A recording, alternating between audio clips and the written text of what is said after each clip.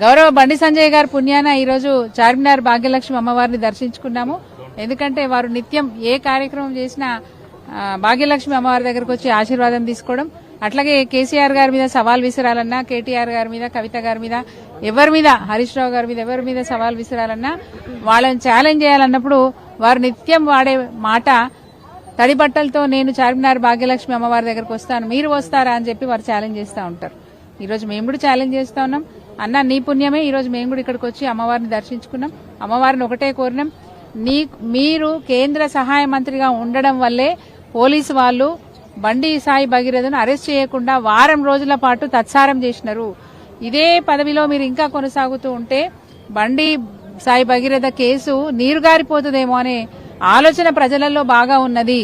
కాబట్టి మీరు చెప్పినా చెప్పకపోయినా కేంద్ర సహాయ మంత్రి కాబట్టి ఇప్పటికి వారం రోజులు దాటేసుకుంటూ వచ్చినారు.